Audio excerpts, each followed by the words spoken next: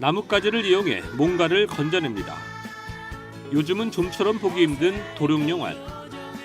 이 어린이집 아이들은 이처럼 오전 시간 내내 인근 야산에서 놀이를 하며 보냅니다. 점심 먹고 긴 낮잠을 잔 아이들. 이번에는 사방치기 놀이에 빠져 있습니다. 교사들은 아이들이 흥분하거나 갈등할 때 중재자로 나서기도 하지만 아이들은 함께 놀기 위해 규칙이 있어야 한다는 사실. 자기가 원하는 걸 주장할 때도 있고 양보해야 할 때도 있다는 걸 자연스럽게 익혀갑니다. 기다려. 시은이 차례야. 시은이 차례라고.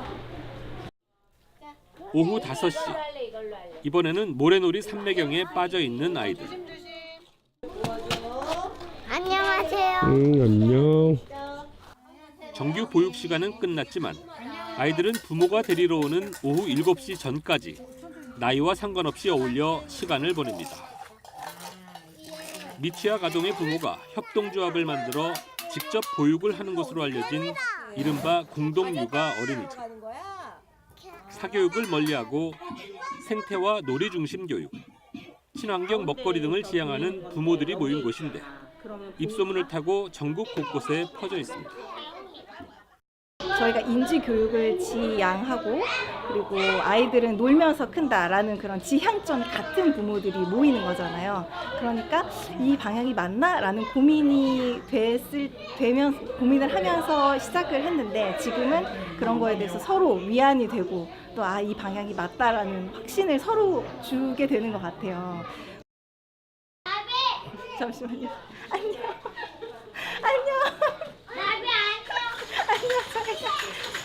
어린이날 잘 보내. 네, 나비 안녕하고 가자. 안녕. 이 어린이집에선 아이들이 교사와 부모를 별명으로 부르고 반말을 쓰는 전통이 있습니다. 수직적인 문화가 아이들의 마음을 위축시켜 자기 주도적인 성장을 방해한다고 믿기 때문입니다. 거의 모든 어린이집이 CCTV 설치를 하고 있지만 이곳에선 모든 부모의 동의하에 CCTV를 오히려 없앴습니다. 이게 교사하고도 언제 어떤 일이 생길 때 소통이 가능한 곳이기 때문에 이거에서 믿고 보낼 수 있는 곳이라는 게 서로 교사와 신뢰가 쌓였기 때문에 그거에 대한 큰 문제는 없는 것 같아요. 저녁 8시가 넘은 시간. 퇴근한 부모들이 어린이집에 다시 모였습니다. 저희 터전에 나무가 몇 그루 자라는데 그게 이제 옆집 그 마당으로 뻗어서 자라는 거예요. 옆집 나무의 그 생장을 방해하잖아요. 그래서 옆집에서 컴플레인이 들어온 거예요. 비용이 되게 비싸네요. 70만 원 이렇게 되면. 한 달에 한 번 어린이집의 주요한 일들을 결정하는 운영위원회가 열리는 날입니다. 교사 대 아동 비율이 낮아 더 많은 보육비가 들어가는 공동육아 어린이집. 그럼에도 불구하고 어린이집의 회계와 시설 보수, 식자재 구매와 청소 등 거의 모든 일을 부모들이 직접 해야 합니다. 아빠들의 육아 참여가 월등히 높아져야 하는데도 이곳을 찾는 이유는 뭘까? IMF도 있었고 아버지들이 좀 바쁘셨잖아요. 그래서 사실 아버지랑 추억도 없고 그런 기억 때문인지 몰라도 이런 좀 수고스럽지만 내가 좀 더 노력을 하면 아이랑 추억도 생기고 자라나는 과정을 같이 공유한다는 것 자체가 어떻게 보면 저한테 중요한 가치관이라서. 일반 어린이집에 아이를 보내다가 올해부터 공동육아를 시작한 신입 엄마. 아이한테 막 뭐 사교육을 해서 막 특별한 활동을 하는 기관을 전 찾지 않았고 오히려 내가 집에서 애를 이렇게 편안하게 케어해주고 싶은데 그걸 직접 해줄 수는 없는 상황이니 그거를 이렇게 그렇게 편안한 집처럼 편안한 공간이 있으면 좋겠다라고 생각을 했었고 아이 셋을 낳아 8년째 공동육아 어린이집을 다닌 엄마는 공동육아를 통해 오히려 큰 도움을 받았다고 말합니다. 제가 산후조리원에 있든 뭐 이런 힘든 상황에서도 마실도 많이 해주시고 아이에 대해서 막 더 신경도 아마들도 삼촌 이모들이잖아요. 신경도 많이 써주시고 이래가지고 이 공동체가 함께 애를 키워주니까. 그래, 맞아요. 심각한 저출생으로 아이들의 숫자는 크게 줄었지만 또래 없이 아이를 키우는 부모들의 육아는 역설적으로 더 고대졌습니다. 비슷한 가치관을 가진 부모들이 공동 육아를 통해 아이를 잘 키워보자고 모인 사람들. 저희 지금 부모님을 뵈면 이제 거의 뭐 70이 다 돼가시는 연세임에도 불구하고 저 어릴 때 같이 마을에 살았던 그 이웃집 부모님들이랑 아저씨 아줌마가 되게 편하게 아직도 지내시거든요. 근데 그런 사람들을 그런 관계를 볼 때 나도 저런 친구 같은 사람들이 있을 수 있을까 생각이 드는데 아이를 매개로. 근데 그럴 수 있는 사람들이 여기인 것 같아서. 아이가 커가면서 어느덧 어른들도 함께 성장하고 있음을 깨닫게 됩니다. 아이를 맡기고 보내는 곳이 아니라 같이 성장하고 같이 고민하고 같이 힘듦도 겪으면서 약간 전우회처럼 이렇게 진짜 공동체가 생기는 거.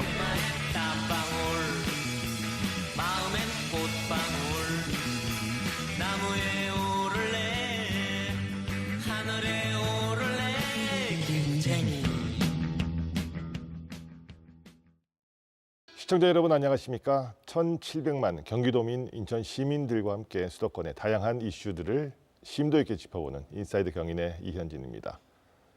한 아이를 키우려면 온 마을이 필요하다는 아프리카 속담이 있습니다. 아이가 잘 성장하도록 돌보고 가르치는 일은 가정뿐 아니라 지역사회가 함께 노력해야 할 일이라는 의미일 겁니다. 옛날만 해도 아이들은 마을과 자연에서 뛰어놀고 자라며 그러면서 주변과 더불어 사는 법을 배웠습니다. 하지만 지금 우리 사회 아이들이 처한 현실은 전혀 그렇지가 못합니다. 개인화되고 이웃과 단절된 지역사회, 또 등수 매기기 바쁜 교육 환경 속에서 아이들이 너와 내가 어울려 살아가는 법을 배울 기회는 점점 줄어들고 있습니다. 여기다가 저출생 문제까지 맞물리면서 우리 사회의 양육과 보육 문제에 대한 우려가 커지고 있죠.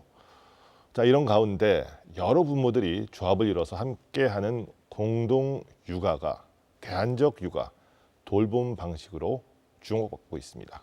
오늘 인사이드 경인에서는 이 공동 육아가 과연 어떤 형태의 돌봄을 제공하고 어떤 가치를 만들어내는지, 또 저출생 시대에 대안이 될 수 있는지 짚어보도록 하겠습니다. 오늘 두 분이 나와 계세요. 먼저 사단법인 공동육아와 공동체교육의 전주리 사무총장 나오셨습니다. 안녕하십니까? 반갑습니다. 자, 그리고 실제로 공동육아에 참여하고 계신 학부모세요. 세발까마귀 어린이집의 윤영재 운영위원장님 나오셨습니다. 안녕하십니까? 네, 반갑습니다. 네. 자, 총장님. 네. 먼저 공동육아, 아이들을 여러 명이 함께 양육한다 이런 의미는 알겠는데 예, 정확하게 이 공동육아가 어떤 개념인지 좀 말씀해 주십시오. 맞습니다. 공동육아는 함께 키운다라는 뜻으로 요즘에 이제 고유명사로 이렇게 많이 쓰이고 있는데요. 원래의 시작은 공동육아 어린이집과 초등방과후에서 시작이 되었습니다. 그래서 공동육아 초등방과후와 어린이집은 전체 어린이집 방과후 유형 중에 한 곳인데요. 여기에서 처음 시작할 때의 공동육아의 취지는 지역사회와 이웃과 그다음에 국가까지 모두가 함께 어울려서 우리 모두 아이들을 함께 키우자라는 취지로 시작이 되었습니다. 저희 공동육아가 꽤 그 역사가 오래됐다고 들었거든요. 맨 처음에는 이게 어떻게 시작하게 된 겁니까? 공동육아의 첫 시작은 78년에 이제 해송 보육학교라는 야학 운동에서 시작이 되었습니다. 그래서 그때는 아이들이 워낙 이렇게 방치되어 있는 상황이라서 어린이를 걱정한다라고 해서 어린이 걱정 모임을 야학 운동하던 청년들이 만들면서 시작이 되었고요. 그때의 취지는 육아가 여성에게나 그다음에 누구에게도 억압이 되지 않았으면 좋겠다. 대신에 여럿이 함께 어울려서 즐겁게 참여하는 일이 되었으면 좋겠다라고 했고요. 그다음에 아이들은 판에 박혀서 찍혀 나오는 복제품이 되지 않았으면 좋겠다. 좀 자유롭고 행복하게 자랐으면 좋겠다라는 취지가 있었습니다. 자, 이번에는 윤영재 위원장께 여쭤볼게요. 자, 직접 이제 공동육아 참여하고 계십니다. 네. 자녀가 몇 분이나 되세요? 저는 이제 16년생 남아 1명이랑 그다음에 이제 20년생 여아 1명, 4살 터울 이제 2명을 두고 있습니다. 이게 참여하게 된 특별한 계기가 좀 있었습니까? 어떤 계기였나요? 사실 이제 저희 첫째가 16년 12월생이거든요. 원래 이제 예정일이 17년 1월생이었는데 조금 빠르게 나오면서 네, 동지의 생일을 맞이하게 됐는데, 그래서 이제 아내가 출산휴가랑 육아휴직을 이제 1년 3개월 쓰고 나서, 그러고 나니까 이제 아이가 3살은, 그러니까 한국 나이로 이제 3살이 되었는데, 그 당시에는 이제 갓 돌을 지난 상황이더라고요. 근데 이런 상황에서 이제 아이를 기관에 맡기는 거에 대해서 좀 불안이 있었고, 제가 이어서 육아휴직을 6개월 썼었고요. 그렇게 이제 아이를 데리고 이제 육아를 하다 보니까 집에만 있으면 너무 답답하더라고요. 그래서 이제 평일에 뒷산에도 올라가고 뭐 놀러 다니고 이렇게 했었는데, 그때 저희 뒤에 불곡산이 있습니다. 그래서 불곡산에 이제 평일 오전에 아이를 이제 등에다 메고 네, 그 등산을 올라갔는데, 거기 꼭대기에 이제 딱 이 아이보다 조금 더 커 보이는 애들이 네, 등산까지 이제 정상까지 올라온 거를 보고, 이 아이들 되게 신기하다. 그리고 얼굴 표정도 되게 밝고 좋아 보이더라고요. 그래서 얘네들은 어떤 교육을 받고 있는 건가, 이제 그래서 이제 궁금해서 이제 인솔잡게 여쭤봤고, 그때 이제 공동육아 어린이집이다라는 걸 소개를 받고, 그래서 이제 지역에 있는 공동육아 어린이집을 좀 찾아보고, 네, 그렇게 해서 이제 들어가게 됐고요. 첫째는 그렇게 이제 4년을 보내고 나서 졸업하고 나서 이제 일반 공립학교를 이제 보내게 됐는데, 둘째 같은 경우에는 지금 공동육아 제가 보내고 있는 새별까마귀 어린이집은 지금 이제 만 2세죠. 2세부터 이제 받고 있어서 만 0세, 1세 때는 직장 어린이집이 당연히 돼서 보내고 있었고요. 직장 어린이집이 엄청 좋거든요. 그 저녁까지 이제 무상으로 이제 주고 하는 부분들이 있어서 엄청 좋은데, 이 첫째를 하원할 때의 모습이랑 둘째 하원할 때 이제 아이들의 표정을 봤을 때 그 공동육아 어린이집에서 보는 아이들의 그 환한 웃음은 어떻게 이 둘째도 이거는 꼭 챙겨줘야 되겠다라는 생각이 들어서 네, 그 저녁을 포기하고 네, 둘째도 지금 공동육아 어린이집으로 보내고 있습니다. 첫째에 이어서 둘째까지 보낼 정도면 굉장히 좋은 그 효과를 체감했기 때문일 텐데, 네. 그건 이제 잠시 뒤에 제가 좀 자세하게 여쭤보기로 하고요. 자, 총장님, 현재 이 공동육아 어린이집 이거 전국적으로 규모는 어떻게 되고 또 아이들은 몇 명이나 되는 겁니까? 전체 공동육아 어린이집이라고 하면 이제 협동조합 유형으로 운영이 되는 어린이집을 말하는 것 같고요. 그 유형으로는 전국에 지금 60여 개가 있습니다. 그리고 이제 초등 방과후로는 16개가 있고요. 그 외에 이제 국공립이거나 다 함께 돌봄 센터 같이 이제 공립 유형인 이런 것들도 이제 공동육아를 표방하고 있는 곳들이 있어서 전체 기관 수는 100여 개라고 이제 생각을 하고 있고요. 그리고 아이들 수는 이제 그걸 정확하게 이렇게 계산하기는 힘들긴 한데 들고 나는 게 있으니까. 그런데 이제 전체적으로 봤을 때 한 2천여 명 정도라고 생각을 하고 있고, 저희가 경년에 한번 공동육아 한마당을 하는데 그때 이제 오시는 분들을 추산할 때 전체 가구 수는 한 3,500명 정도로 생각을 하고 있습니다.